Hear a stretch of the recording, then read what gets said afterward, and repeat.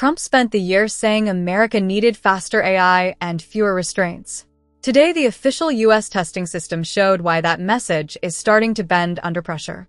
NIST says the Center for AI Standards and Innovation, or CAISI, signed new agreements with xAI, Google DeepMind, and Microsoft around frontier AI national security testing. Axios adds the bigger political meaning. Trump's White House is leaning harder into pre-deployment testing because the most advanced models are getting too capable to wave through on speed alone. That is the real story today. On the surface, this looks like a technical standards update. But underneath it, the administration is admitting something important. Frontier AI is no longer just a growth story, a chatbot story, or a raced release story. It is also a state power story. And once the technology gets close to state power, Washington starts sounding different. The opening Trump message was easy to understand. Move faster. Win the AI race. Remove drag. On January 23, 2025, Trump signed an order called Removing Barriers to American Leadership in Artificial Intelligence. Then the White House backed federal AI policies that pushed agencies toward more adoption and faster procurement. So, if that is the posture, why are government testing agreements suddenly getting bigger? Because the frontier models are starting to look less like interesting software and more like systems that can matter in cyber operations, government workflows, national security review, and high-trust environments where mistakes carry bigger costs. That is why today matters more than the headline suggests. NIST's announcement brings 3 names into sharper focus: Elon Musk's xAI, Google DeepMind, and Microsoft. Those are not random companies. They sit close to the frontier of model scale, infrastructure, deployment, and political influence. If those firms are now moving deeper into a federal testing lane, the government is no longer acting as a pure spectator that evaluates the mess after release. It is trying to move upstream, closer to the moment when the model is being judged before it spreads further. That is a big shift in posture, even if the White House still talks like speed is the goal.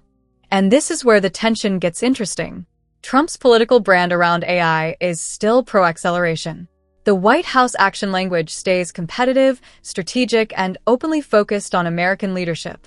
But pre-deployment testing pulls in the opposite direction. Real testing means friction. It means evaluation time.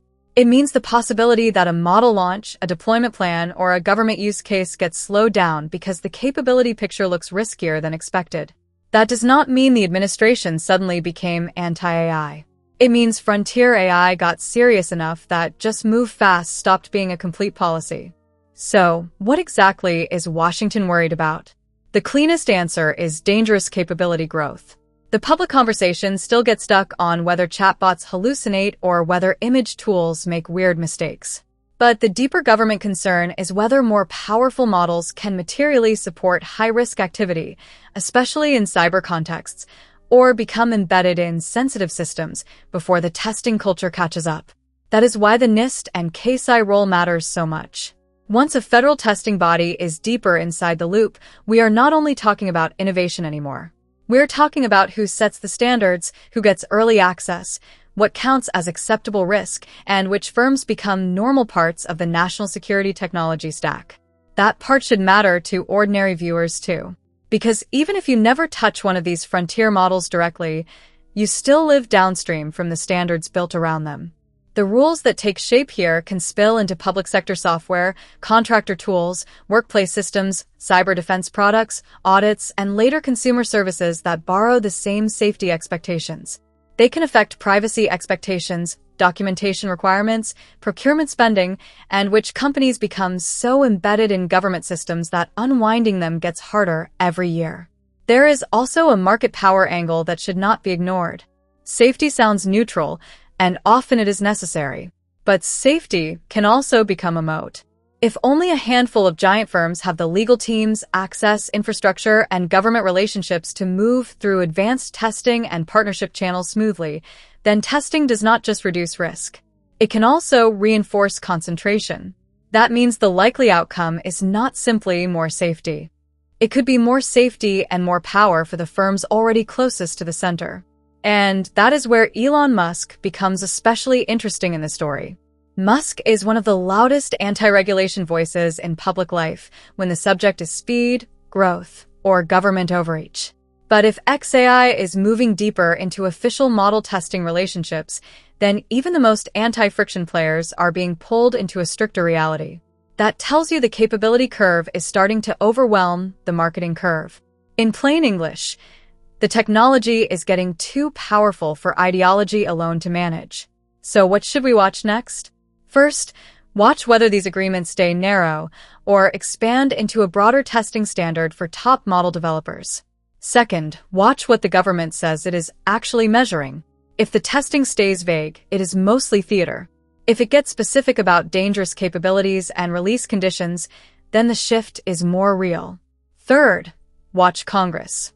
If lawmakers stay behind again, then the executive branch and a few large firms will keep defining the practical rules first and the legislative rules later. And finally, watch the political language itself. If the White House keeps talking like pure acceleration is the plan, while quietly building more gates around frontier models, that gap will tell us a lot about where US AI policy is really headed. The core lesson from today is simple. Trump still wants faster AI. America's top firms still want scale, influence, and market advantage.